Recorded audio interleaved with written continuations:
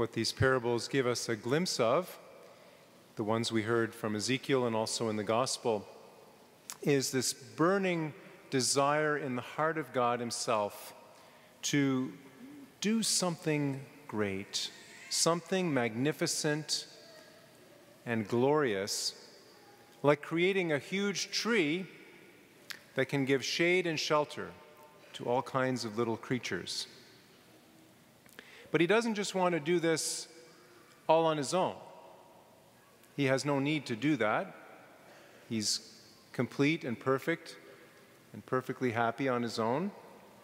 He already has a whole universe that declares his glory night and day. No, he wants to do something great in us, for our sake. And this something great, this magnificent and majestic tree, is what happens when God's nature and our human nature come together in perfect union.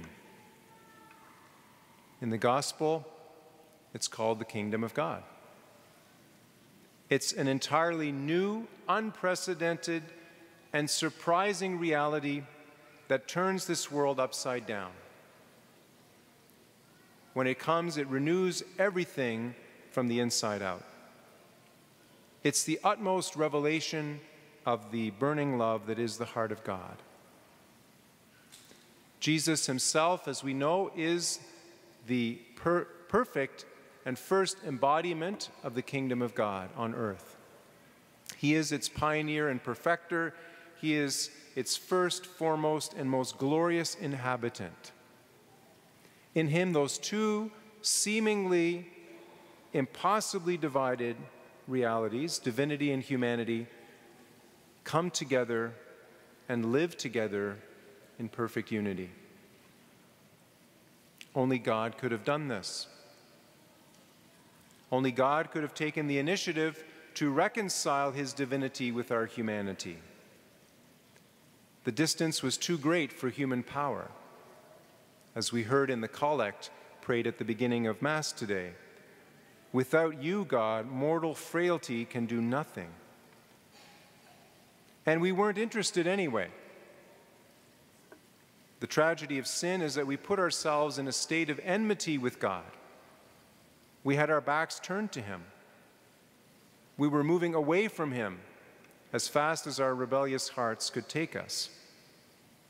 So he had to take us by surprise, ambush us, as it were, overwhelm our resistance with a flood of kindness, in total vulnerability.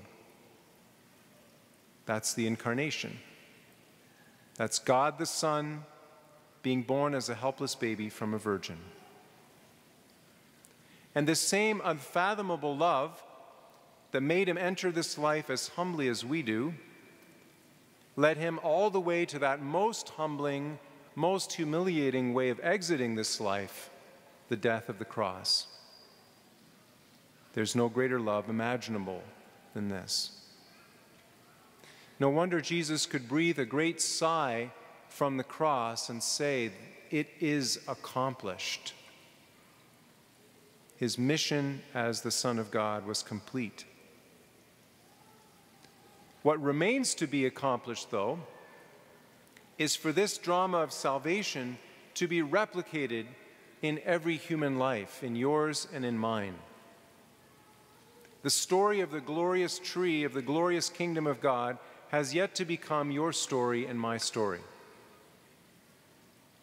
Jesus is the seed-bearing tree, and he is the sower.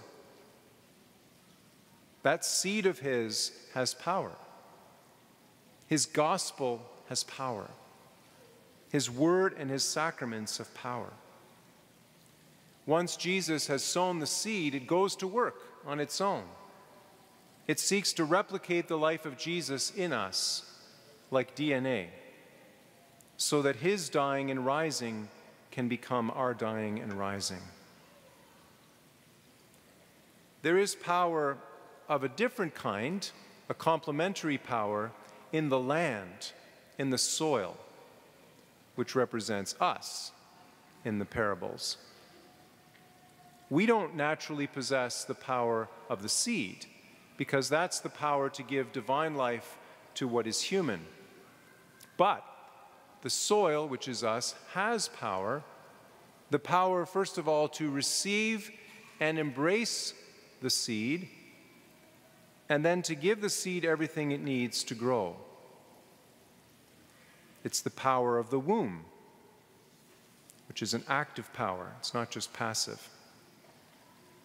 So, in plain terms, for the kingdom of God to exist not just in the world, but in my soul, I have to activate my power as the soil. I do this in two movements. First, I have to consciously receive and embrace the seed of Christ by saying yes to the kerygma, which Father Dave was explaining to us last weekend, by saying a full yes to every word that Christ speaks, by saying a joyful yes to every sacramental encounter with him. Another word for this first movement is faith. And then, having received the word in me, in a second movement, I need to give to the seed the nourishment it requires to grow. I do this by giving myself, by offering myself to him in every way possible. All of me and every aspect of my life has to be given over to him.